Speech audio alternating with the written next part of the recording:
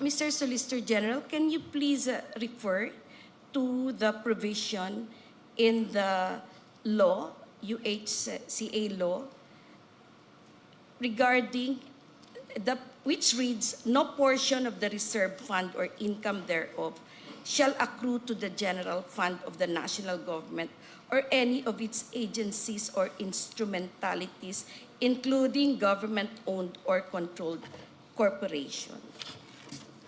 Yes, Your Honor. Okay. Is this the first time last year? Was it the first time that GOCCs or any government agency for that matter were required to review and reduce their respective reserve funds for the purpose of producing funds to be transferred to the National Treasury? As far as I know, this is the first time, Your Honor. All right. So, would you agree that in so doing, review and reduce their respective reserve funds? Okay. The PhilHealth specifically reopened the closed books. Its closed books in 2021, 2022, and 2023. Your Honor, I am not really very sure about the technical meaning of reopening one's books.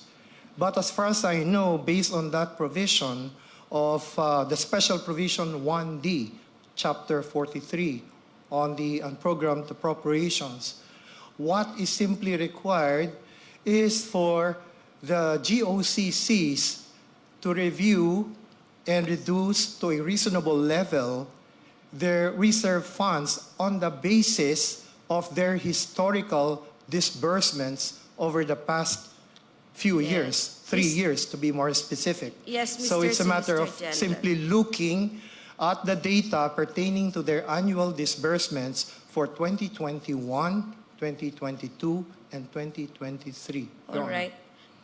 And because of this review, the PhilHealth was able to reduce its reserve funds for these 3 years. And it is those funds that the PhilHealth transferred to the Bureau of Treasury. No, Your Honor. They computed the reasonable amount of reserves based on actual disbursements for the past 3 years.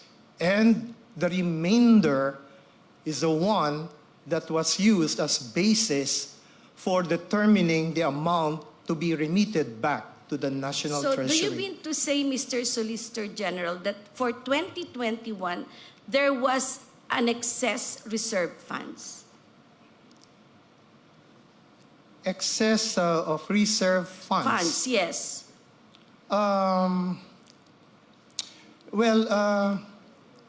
I would say that, excess of reserve funds in relation to what, Your Honor? Reserve funds are specifically earmarked to answer or cover payments Yes, of Your the Honor. claims of beneficiaries. And if there is an excess, to fund programs that will ultimately reduce the financial responsibilities of the beneficiaries. And third, if there's still excess in the excess, to invest the same. So, Mr. Solicitor General, in 2021, was there excess reserve funds? Your Honor, if we are going by the definition of reserve fund under Section 11 of the Universal Health Care Act, that reserve fund is determined by the actuarial computation. Yes, Mr. Solicitor General, I have no quarrel with that. My point is, was there excess funds in 2021 coming from the reserve funds of PhilHealth? Yes, the answer to that question is yes, Your and Honor. Section 11 tells PhilHealth what to do with the excess funds. Exactly, Your Honor. Doesn't it? Yes? No, Your Honor, there is no violation because that responsibility on the part of PhilHealth to make use of any excess over the reserve fund for the twin purposes of increasing benefit packages and reducing the contributions from the members is something that can be implemented within the period of 10 years. It's not something that has to be implemented immediately. So in other words, even if we have that special provision 1D, it does not mean that the obligations of PhilHealth to spend the excess over its reserve fund has been abandoned because that is something that can be complied with at some future time. It's At some future time. It's a 10-year period of Yes, implementation, Your and Honor. this is the sixth year. Yes, Your Honor. So you have not started with the programs yet. Because according to you, the excess funds may be devoted for other purposes. Because anyway, the timeline is 10 years. No, Your Honor, there is no inconsistency because as we speak, PhilHealth has been increasing its benefit packages even before Special Provision 1D came into effect. And more so after that provision, special provision, was enacted as part of the unprogrammed appropriations. Yes, Mr. We have seen a Solicitor General. slew of benefit increases over the past several months, Your Honor. Several months, not only. Several months only. But when PhilHealth is required to do it from the time it has been created under UHCA. That is very true, Your Honor, Yes. but this is a matter which is reserved to the Board of Directors of PhilHealth. Yes. This is a management A thing. management and a business judgment. But then, the judgment of PhilHealth to disburse its funds is limited by Section 11. That reserve funds, as it is named, is reserved and cannot be subject to the discretion of PhilHealth to be used for another purpose. We are referring, Your Honor, to the excess over the reserve fund. Yes, but the excess is also subject to the provision of Section 11. And Section 11 mentions the purposes for which this excess should have been used. Yes, Your Honor. Let me discuss the second purpose, which is to reduce the contributions of the members. In our opinion, Your Honor, that is something that PhilHealth itself cannot do at the moment. There is no mechanism provided under the Universal Healthcare Act that would authorize the reduction at this time of the contributions from the members. What we see in the Universal Healthcare is a schedule of the premium rates from 2019 down to 2025. But after 2025, there's nothing there. And there is neither any provision for a reduction of the contributions rates, the premium rates. So it is our opinion, Your Honor, that legislative action is necessary to bring down the contribution premium rates. Right? That is your opinion, Mr. Solicitor General. Yes, Your Honor. Yes. But this court's, my reading is this. This is self-executing. And it is PhilHealth that must execute it because the law is in place already. All right.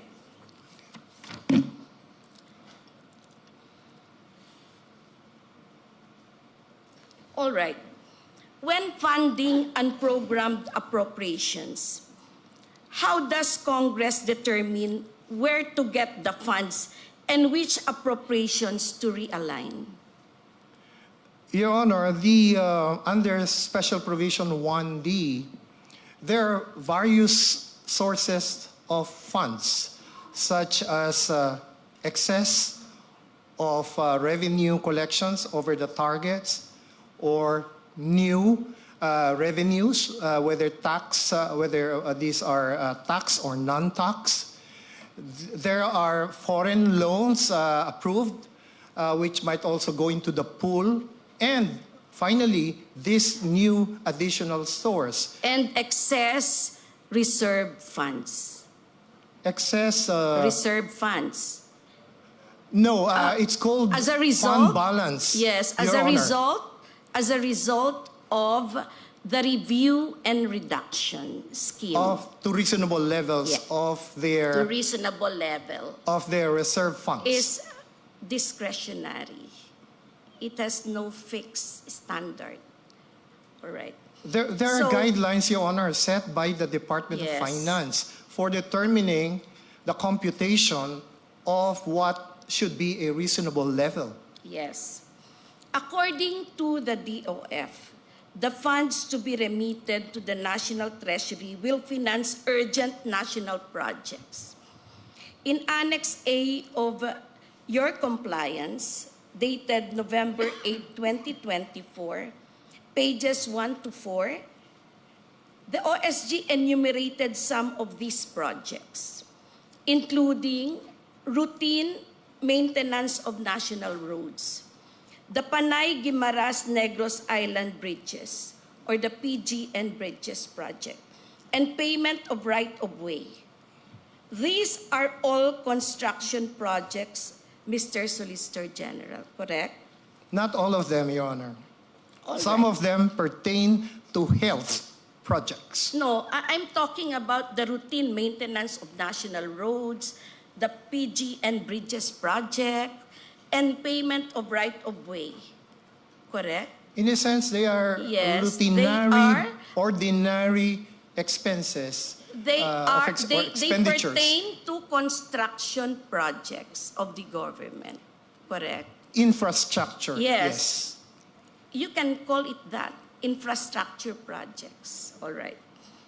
With respect to the PGN Bridges Project, per DBM's budget of expenditures and source of financing, FY 2024 report, the PGN Bridges Project appears to be fully funded by the Export-Import Bank of Korea in the amount of 174.49 billion plus. Is there an urgency to transfer the PhilHealth funds when the project is already fully funded? Your Honor, this is a matter really of delving into the wisdom of the legislature in allocating funds. Yes. So when funding a project that is already fully funded under the category of unprogrammed funds. I didn't quite get the Programs. question, Yes. Your Honor. Pardon me. Yes. Export-Import Bank of Korea has loaned the Philippines 174.49 billion plus. Is there an urgency to transfer the PhilHealth funds when the project is already fully funded? Your Honor, I think one consideration by the Congress in doing so is a determination of when a project is already implementable. So if a project that has already been identified and sufficiently funded is considered to be non-implementable for the given fiscal year, then I think it is the decision of the Congress in the exercise of its policy or wisdom, so to speak, to move it to the unprogrammed appropriations in the meantime. Yes, all right. So, has the government moved this amount to the unprogrammed funds of the government? There are so... This sorry, Your Honor. Export-Import Bank of Korea loan, has the government moved it to unprogrammed funds? We will have to check on Yes, that. Whether please check on that. Yes, whether that has been actually transferred only or removed altogether. Yes. Because there were certain removals made by the Congress in the proposed infrastructure or other projects How of the can government. the government have removed this when it is a loan specifically for that purpose? It is something that can be deferred, Your Honor, even Yes, if it's what funded. is the reason for deferring it? Your Honor, I cannot speculate on the Correct. reasons of the I go congressman. now, yes, to my next question. Has the government spent even a single centavo from that loan, considering that the project has not even started? Well, there is nothing to spend for if the project has not even started, Your So Honor. where is the money? The money went presumably to the National Treasury for the purpose of using it for projects and programs under the unprogrammed So we appropriations. have unused funds for the project, and yet we still got money from PhilHealth to supplement this fund that has been unused for years. Not automatically, Your Honor, because even if the funds, even if the sources of funds under special provision, number one, of the unprogrammed appropriations is already there and is ready to be used for the projects under the unprogrammed appropriations, it is still a question of whether the implementing agency is ready to implement that project. So if the implementing agency does not think that it can implement such a project within the given year, then it will not ask for any allocation under the Yes. unprogrammed appropriations. Yes, but aside from the foreign funding from Korea for this project, in 2022, there was additional funding from the GAA for this project in the amount of 50 million in 2022. In 2023, another 57 million. This is over and above the Korea Export-Import Bank of Korea loan. Where did this money go when the project has not even started? We will check on that, Your Honor, because that is a very specific project which we have not really examined. Yes, we're please looking do at that. the totality of all the projects that were defunded or where the allocations have been reduced, and or some projects that had actually been removed from the programmed appropriations under the NEP, and which may have found themselves in the unprogrammed appropriations. Yes, Mr. Solicitor General. And based on the special allotment release order, the use of funds for the PGN Bridge project is released on a quarterly basis, showing that the payment of funds is done in phases. More, based on the press release of the local government of Iloilo on the project timeline, the construction period for Section A, which is the 13-kilometer Panay-Guimaras project, is from a third quarter of 2025 up to the fourth quarter of 2028. Given these premises, what is the urgency of remitting the subject funds if the construction of the PG and Bridges project has already been funded and has yet to start in 2025? Your Honor, the urgency is on the use of these available funds for all the projects listed under the unprogrammed appropriations. There are so many of them. I think 57 different Yes, purposes. and it's one of them. And it's one of them. And it shows that it has had multiple fundings. All right. On maintenance of national roads, which national roads are we referring to? Your Honor, we can refer to the SARO released by the Department of Budget and Management to determine which particular projects had already availed themselves of funding from the provisions of special So there are no provision. specific national roads that are covered by the unprogrammed funds. Your Honor, what is stated under the unprogrammed appropriations are purposes.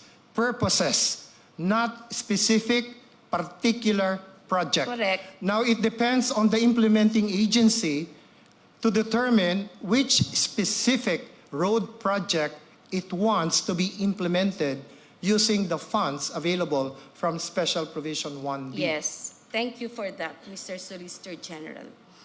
In the 2024 GAA, there is already an appropriation for the maintenance of national roads under its special road fund of 15 million, 1.6 billion under maintenance, repair, and rehabilitation of infrastructure facilities and other related activities, routing maintenance of national roads, and 463 million under maintenance, repair, and rehabilitation of infrastructure facilities and other related activities, routing maintenance of national bridges, all under the DPWH budget. More, per DPWH Department Order Number 32 Series of 2020, the road fund shall be remitted to the National Treasury and earmarked for the construction, upgrading, repair, and rehabilitation of roads, bridges, and road drainage. Perhaps each one of us pays the road tax each time we renew our licenses or we register our cars. Considering all these fundings, why is there a need to get additional funds from PhilHealth for the same road maintenance under the category of unprogrammed appropriations? Your Honor, as I have explained earlier, during the deliberations of the budget, on the budget by the Congress, they determine whether some or a few or several of the projects identified by the proponent agency are something that can be implemented within the given fiscal year. So I cannot speculate, but I can only think of the reason that they may remove some of these specific projects identified in their belief that they cannot be implemented anyway or can wait until some future time, and therefore they remove them from the programmed appropriations. Programmed appropriations, what I understand is this. There are already programmed appropriations, but in addition, unprogrammed funds were also sourced out from GOCCs. PhilHealth is one of them. So here's maintenance for roads, national roads, that carry both programmed funds and unprogrammed funds. All right. Now, let's go to the payment of right-of-way. Of course, as Solicitor General, you wouldn't know how many properties the government is projecting to pay for, right? Yes, Your Honor. But under the 2024 GAA, DPWH was granted 2.5 billion for payment of of way. So why is there a need to tap PhilHealth funds for payment of right of way? Your Honor, let me just clarify that we are not referring solely to PhilHealth funds. I mean, the remainder of... Correct. We are referring to a pool Yes, of funds. I'm aware of that, Mr. Solicitor General. But it is a fact that money was taken, billions, in fact, 89 billion, although a little was restrained by the government, by the Supreme Court. So that's the fact, that billions of pesos were taken from the reserve funds of PhilHealth. What? For the construction of a bridge that has not even started and that has been funded many times over, and a right of way that is already funded by millions, by billions, and then maintenance of the roads that is already funded by billions under the GAA. Your Honor, under the purposes listed under unprogrammed appropriations, the biggest chunk goes to social projects, including health projects. And as a matter of fact, as of December of 2024, the total amount of 46 billion pesos, thereabouts, more or less, had been devoted under the unprogrammed appropriations for social, more particularly health projects, such as the regional hospitals of the Department of Health, and most importantly, Your Honor, for the payment of the long overdue health emergency allowances of medical workers who were supposed to be paid during the pandemic, but whose payment had been substantially delayed. So the very first payment made out of the unprogrammed appropriations went to the payment of the health emergency allowances of nurses and other medical workers. But there is an overlap between this general purpose for unprogrammed funds on one hand and the special purpose for which PhilHealth funds have been constituted. Right. Now, the other projects funded from the GOCCs, including PhilHealth, include management and supervision of comprehensive peace process, payment of personnel benefits, priority social programs for health, social welfare and development, higher education, and technical and vocational education, revised AFP modernization program, pension and gratuity fund, financial subsidy for purchase of photovoltaic mainstreaming for rural electrification. Now, may I ask, which comprehensive peace process does this refer to? I'm not sure exactly which is being referred to, but I suppose that refers to the long and ongoing peace process that has started many administrations ago and which has not been completed.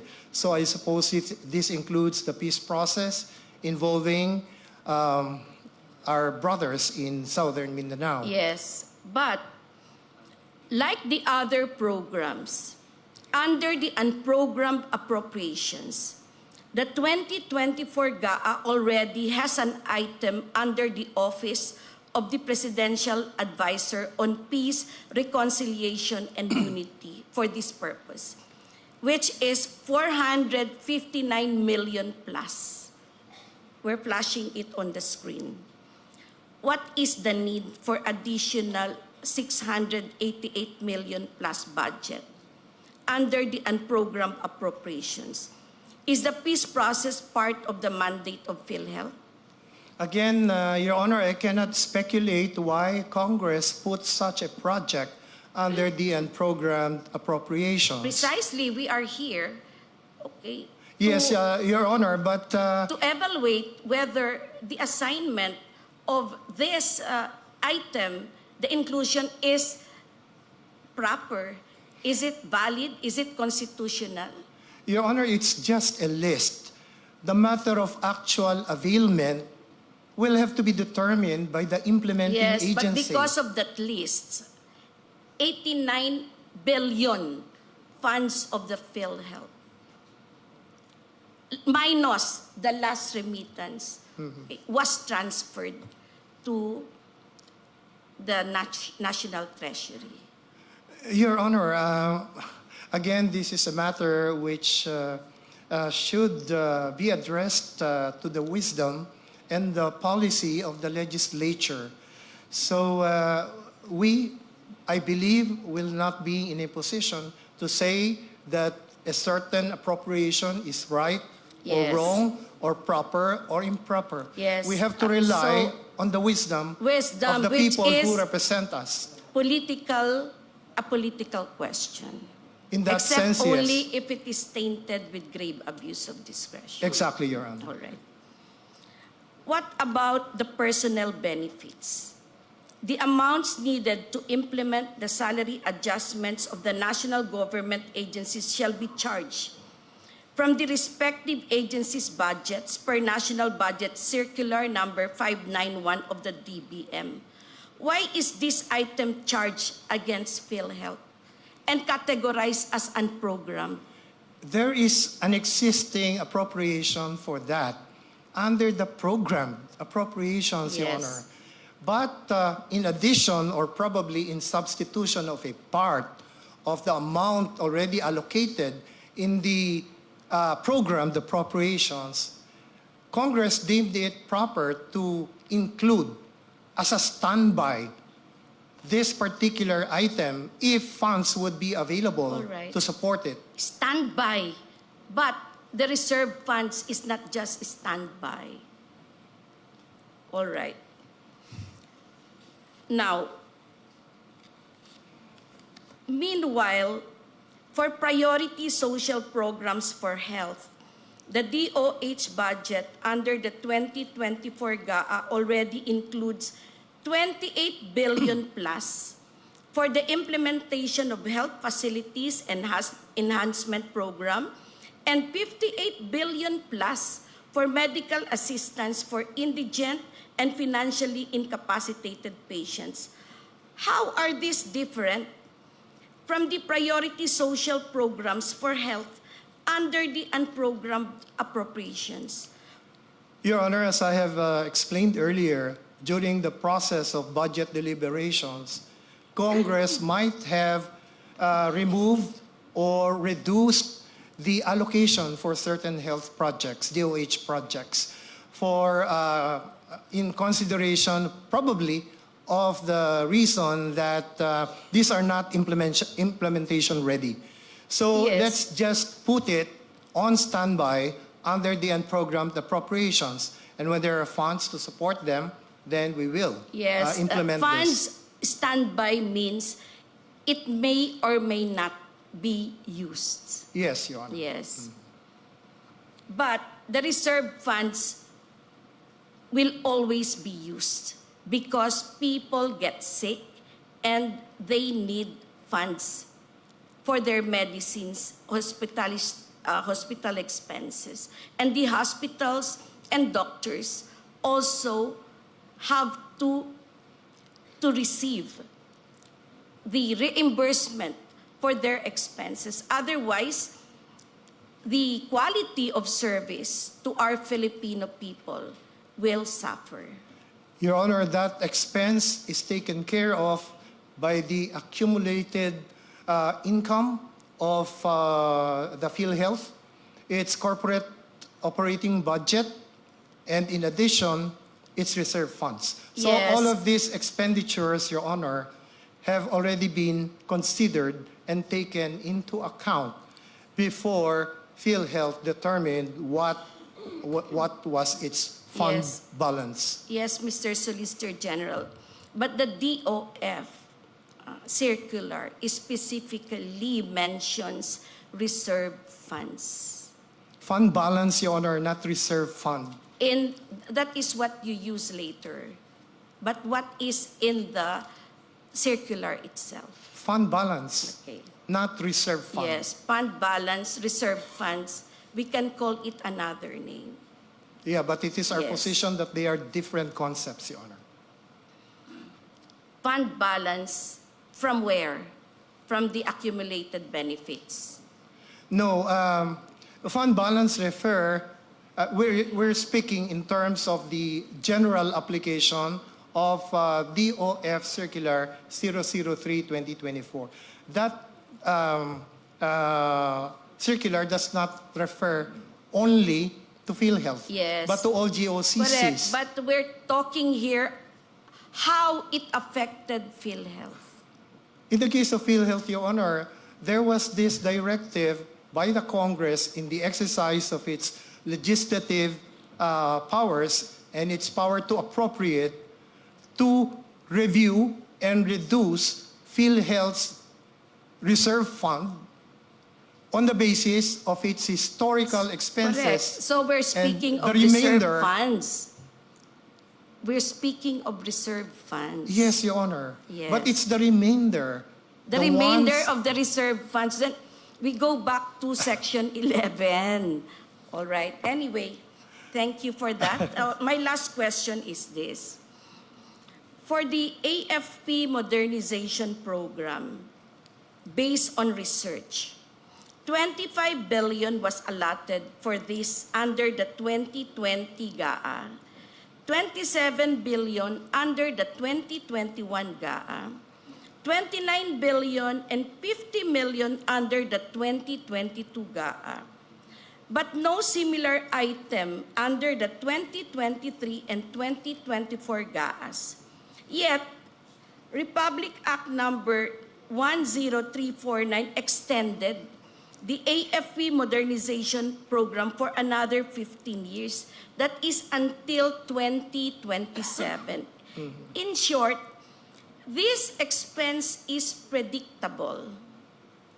So why was it placed under the unprogrammed appropriations in 2023 and 2024 GAA? Again, Your Honor, we cannot speculate Yes. on the reasons, The wisdom. on the wisdom of Congress in postponing or deferring certain And expenditures. reclassifying these funds, though predictable, from programmed to unprogrammed. All right. Mr. Solicitor General, thank you. You have all my respect. Thank you, Your Honor. You may go back to your seat. Thank Thank you. you.